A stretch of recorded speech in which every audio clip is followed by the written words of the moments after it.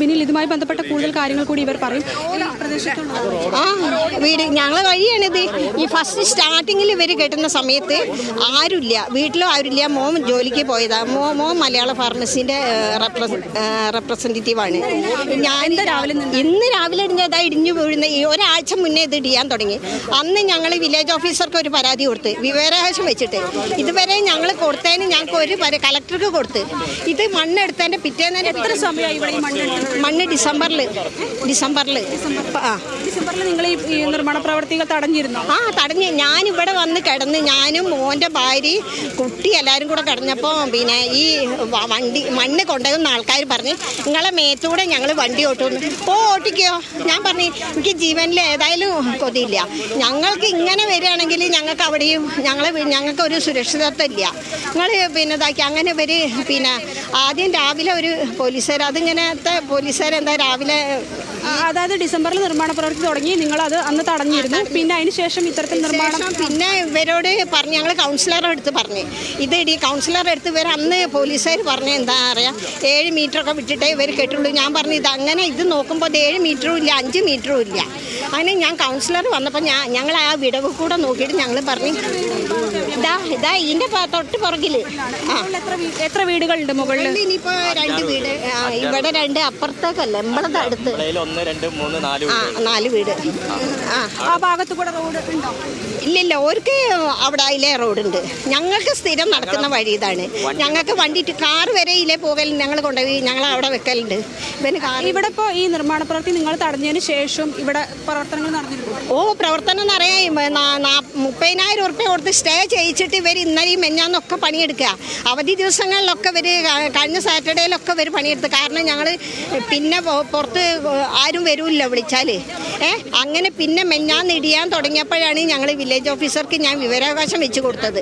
അപ്പോൾ തഹസിൽദാരെ അടുത്ത് കൊടുക്കാൻ പറഞ്ഞു. തഹസിൽദാർക്ക് ഇനി നാളെ പോകാമെന്ന് വിചാരിച്ചാൽ എനിക്ക് ഭയങ്കര പ്രശ്നങ്ങൾ. എൻ്റെ മോൾക്ക് വയ്യായിട്ട് അതും പിന്നെ ഒരാളല്ലേ, അവന് ജോലിക്കും പോകണം. ഗവൺമെൻറ് ജോലിയല്ലല്ലോ, പോയാലല്ലേ ഉള്ളൂ ശമ്പളം കിട്ടുക. ഇതിന് പോകണമെങ്കിലും കുറച്ച് ചിലവുകൾ. ഇന്നിപ്പോൾ രാവിലെ ഈ മണ്ണിടിയുന്നത് കണ്ടിരുന്നു? അതാ ഇവൻ വരിക വീട്ടിലേക്ക്, മോളെ അടുത്തേക്ക്.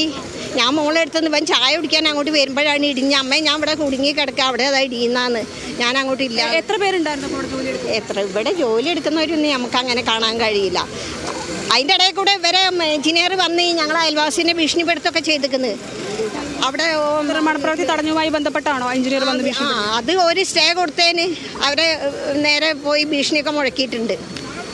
ചേട്ടൻ കണ്ടിരുന്നു രാവിലെ മണ്ണിടിയുന്നു? ഞാൻ ഡ്രസ്സ് ചെയ്ത് പുറത്തേക്ക് ഇറങ്ങുമ്പോഴാണ് ഈ ഷീറ്റ് മൊത്തമായിട്ട് ഇങ്ങോട്ടേക്ക് എടുത്തത്. ഞാൻ ഓടി ഇവിടെ എത്തി. ഇവിടുന്ന് ഈ തെറ്റത്തെത്തിയാണ് നിലവിളി ശബ്ദം കേട്ടത്. അപ്പം ഞാൻ ഇവിടുത്തെ വീഡിയോ എടുത്ത് സ്പോട്ടിലെടുത്തപ്പോൾ അവിടെ നിന്നുള്ളവർ പറഞ്ഞത് പുറകോട്ട് പോകുമെന്ന് പറഞ്ഞു. കഴിഞ്ഞ് കുറച്ച് പുറകോട്ട് വരെ വീണ്ടും ഇടിയാൻ തുടങ്ങിയിട്ടുണ്ട്. വീട് കുലുങ്ങിയിട്ടാണ് റൂമിൻ്റെ ഉള്ളിൽ നിന്നാണ് ഇറങ്ങി ഞാൻ അങ്ങോട്ട് പുറത്തേക്ക് വരുന്നത്. ഇവിടുത്തെ നിലവിളി മാത്രം, പിന്നെ 2 ആളെ കൊണ്ടുവന്ന് ഒരാളെ ഉള്ളിലുണ്ട് എന്നാണ് പറയുന്നവർ. 3 പേരാണ് അപ്പോൾ രാവിലെ മുതൽ ഇവിടെ ജോലി എടുത്തത്? അത് ഞങ്ങൾക്ക് കാണില്ല, കാരണം ഇവിടേക്ക് ഫുള്ള് അടച്ചിട്ടതാണ്. ഈ ഫസ്റ്റ് മണ്ണെടുക്കുമ്പോൾ തന്നെ പ്രശ്നം ഉണ്ടാക്കിയതിൻ്റെ ശേഷം ഷീറ്റ് വെച്ച് അടച്ച് ഹൈറ്റിൽ വെച്ച് അതില്ല. ഫസ്റ്റ് മഴ തുടങ്ങിയപ്പോൾ തന്നെ അവരവിടെ എന്ത് ചെയ്ത് വെള്ളം ഇവിടേക്ക് ലീക്ക് ചെയ്യാണ്ട് നിൽക്കാൻ വേണ്ടിയിട്ട് ഫുള്ള് കോൺക്രീറ്റ് ചെയ്തിട്ട് ആ ഒരു രീതിയിൽ. ഈ മഴ നിൽക്കുന്ന സമയത്ത് ഈ നിർമ്മാണ പ്രവർത്തനത്തിന് പോലും ഇവർ ഇവിടെ പണിയെടുത്തിട്ടുണ്ട്. സ്റ്റേ ഉണ്ട്. പല ഓഫീസർക്കും കംപ്ലൈൻറ്റ് കൊടുത്തെങ്കിൽ കൂടി ഞങ്ങൾക്ക് ഇതേവരെ ഒരു തീരുമാനമില്ല. അവരുടെ വരുന്നവർ പറയും ചിലപ്പോൾ ഇവിടെ ഇടിയാൻ സാധ്യതയില്ല എന്നൊക്കെ പറയാറുണ്ട്. ഭീഷണി ഉണ്ട്. വീട് താമസം കൂടി ഉള്ളതല്ലേ? ആൾതാമസം ഉണ്ട്. അവരോട് ഇപ്പോൾ അവിടെ പുറത്തെ വീട്ടിലേക്ക് മാറിയുന്നത്. അവിടെ ചെറിയ കുട്ടികളുണ്ട്. ഇതിപ്പോൾ ഇന്നായതുകൊണ്ടോ നാളെയാണ് അംഗനവാടിയിലേക്ക് പോകുന്ന ചെറിയ കുട്ടികളടക്കം പോകുന്ന ടൈമാണ് ഇടിഞ്ഞ്. അപ്പോൾ ഈ ഇടിഞ്ഞതിന്റെ മുകളിൽ കൂടെ നടവഴി ഉണ്ടായിരുന്നു? നടവഴിയല്ല, കാർ പോകുന്ന വഴിയുണ്ട്. വഴിയും കൂടിയാണ് ഇപ്പോൾ ഇടിഞ്ഞ് താഴേക്ക്. വണ്ടികളടക്കം അവിടെ കുടുങ്ങി കിടക്കുക 3 വീട്ടിലുള്ള. ഇനി ഏതിലേക്ക് വണ്ടി കൊണ്ടുവരുന്നൊന്നും അറിയില്ല. ബിനിൽ, ഈ പ്രദേശത്തുള്ളവരാണ്. കാരണം നമ്മളിപ്പോൾ ഇടിഞ്ഞതിൻ്റെ മുകൾ വശത്തായിട്ടാണ് ഇവരുടെ വീടുകൾ ഉൾപ്പെടെയുള്ളത്. അപ്പോൾ ഇവർ പറയുന്നതും ഇത് തന്നെയാണ്. കാരണം ഇത്തരത്തിൽ ഈ നിർമ്മാണ പ്രവർത്തികൾക്ക് ആദ്യഘട്ടം മുതൽ കഴിഞ്ഞ ഡിസംബറിൽ ഈ നിർമ്മാണ പ്രവർത്തികൾ ആരംഭിച്ചത് മുതൽ തന്നെ ഇവർ സ്റ്റേ വാങ്ങിയിരുന്നു. പക്ഷേ അതിനെയെല്ലാം അവഗണിച്ചുകൊണ്ടാണ് ഈ മേഖല ഉൾപ്പെടെ നിർമ്മാണ പ്രവർത്തികൾ നടന്നിരുന്നതെന്ന് തന്നെയാണ്. ഇന്ന് രാവിലെയും ഈ മഴ ഇത്തരത്തിൽ കനത്ത് നിൽക്കുമ്പോഴും ഈ ഭാഗങ്ങളിലെല്ലാം അതിനെല്ലാം ഈ സ്റ്റേ ഓർഡറിനെല്ലാം അവഗണിച്ചുകൊണ്ട് നിർമ്മാണ പ്രവർത്തികൾ നടന്നിരുന്നു എന്നും തന്നെയാണ് ഈ പ്രദേശവാസികൾ പറയുന്നത്.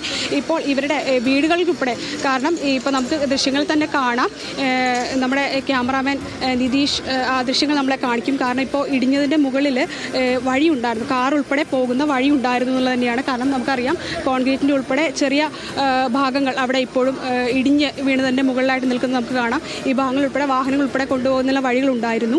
ഈ വഴി ഉൾപ്പെടെയാണ് താഴേക്ക് ഇപ്പോൾ പതിച്ചിട്ടുള്ളത്. കാരണം ഇപ്പോൾ അവർക്ക് ഈ പ്രദേശത്തുള്ളവർക്ക് വഴി സൗകര്യമില്ല എന്നുള്ളതും ഒരു വലിയ പ്രശ്നം തന്നെയാണ്. അതിനോടൊപ്പം തന്നെയാണ് ഈ വലിയ തോതിൽ ഈ മണ്ണിടിഞ്ഞ് വീണ് ഇപ്പോഴും ഈ മണ്ണിനടിയിൽ ഒരു ജീവൻ കിടക്കുന്നുണ്ട് എന്നുള്ളത്. കാരണം ഇപ്പോഴും നമുക്കറിയില്ല, ഇതര സംസ്ഥാന തൊഴിലാളിയാണ്, അദ്ദേഹത്തെ രക്ഷപ്പെടുത്താനുള്ള പ്രവർത്തനങ്ങളാണ് പുരോഗമിച്ചുകൊണ്ടിരിക്കുന്നത്.